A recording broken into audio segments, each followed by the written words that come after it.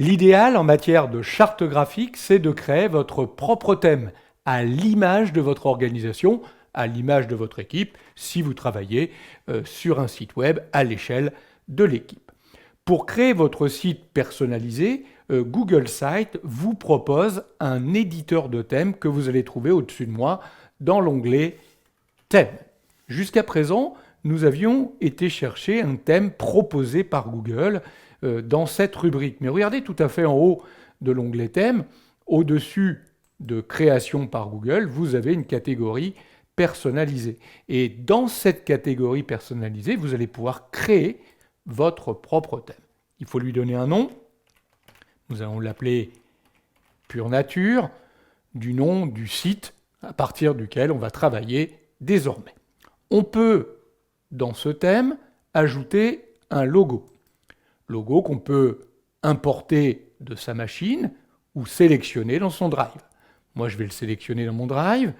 Je vais récupérer dans toutes mes images du Drive, quelque part, le logo Pure Nature. Le voici. Je le sélectionne, je l'insère. Je continue. Je peux, si je veux, ajouter une image qui servira pour les bannières de page. Très bien. Je vais là encore, plutôt qu'importer à partir de ma machine, sélectionner directement dans mon Drive. Bien évidemment, à vous de préparer à l'avance tous ces éléments images, tous ces fichiers images dont vous avez besoin. Suivant. Je vais pouvoir maintenant choisir quelques couleurs qui me sont proposées. Donc là, je pourrais par exemple prendre des couleurs qui iraient bien avec mon élément Pure Nature, vous voyez, des bleus-verts. Alors je peux sélectionner ces couleurs, mais vous voyez que j'ai la possibilité ici, dans couleurs personnalisées, de spécifier véritablement des codes couleurs. Alors, soit je vais les chercher dans la liste proposée ici par Google Sites, ou soit je récupère les codes HTML qui correspondent pour pouvoir me créer mes 3 couleurs personnalisées ici que j'utiliserai un peu partout dans les pages de mon site. Je dis suivant. Je vais maintenant choisir les polices qui seront utilisées pour les titres et pour les corps. Donc vous voyez qu'il me propose ici la police Lato, mais je pourrais évidemment changer la police, de même pour le corps. Moi, je vais rester sur les éléments qui me sont proposés ici et je vais lui demander de créer le thème. Le thème est créé, mais vous allez pouvoir aller encore plus loin dans sa personnalisation. Regardez le volet de droite, vous retrouvez le bandeau Pure Nature. Vous avez la possibilité de modifier, si vous voulez, les polices de caractères, de titres et de corps de texte. Vous pouvez toujours aller modifier le jeu de couleurs, soit en reprenant un autre jeu de couleurs proposé, soit en prenant un jeu de couleurs créé à partir des éléments du logo que vous avez fourni, donc il a repris les couleurs présentes dans votre logo, ou alors en personnalisant les couleurs, en précisant les codes HTML correspondant aux 3 couleurs que l'on veut utiliser dans nos pages.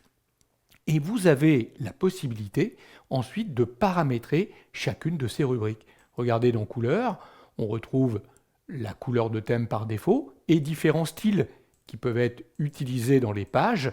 À chaque fois, vous voyez, sur chacun des styles, on a un arrière-plan, un titre pour les en-têtes et une couleur qui serait utilisée non plus pour les titres et en-tête, mais pour le corps du texte. On peut toujours, en cliquant sur ces petits boutons, voir ce que ça donne. On voit bien, par exemple, quand on prend le style 2, qu'on n'a plus les mêmes fonds, les mêmes couleurs d'écriture pour les titres ou pour le corps. Ces 3 éléments de style, ils peuvent être complètement personnalisés. Il faut savoir que ces options, vous allez pouvoir les réutiliser par la suite dans chacun des composants que vous allez intégrer. Donc n'hésitez pas à soigner la couleur d'arrière-plan de chacun des styles, et puis après, les couleurs que vous voulez pour les titres, les grands titres, les titres un peu plus petits, les sous-titres, et pour le corps de texte en normal ou en petit caractère. Vous voyez, pour chacun des styles, on va pouvoir travailler ces différents éléments. On peut masquer les options. On va retrouver la même chose pour le texte.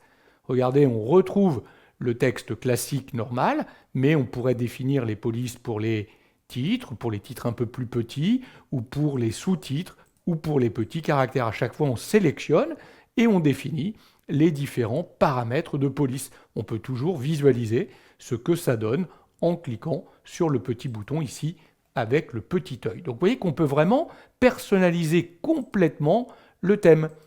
On a les images, on retrouve l'entête, on a la possibilité, cette en-tête, regardez, de l'ancrer, puisqu'on pourrait avoir une image beaucoup plus importante que la taille du bandeau, d'ancrer l'image en fonction de la partie qui se trouve en haut à droite ou en haut à gauche ou en haut au milieu. On voit bien qu'il va en fonction, si je dis par exemple en bas, on voit bien qu'il ne m'affiche pas les mêmes parties de mon image qui étaient plus grandes que la taille du bandeau ici.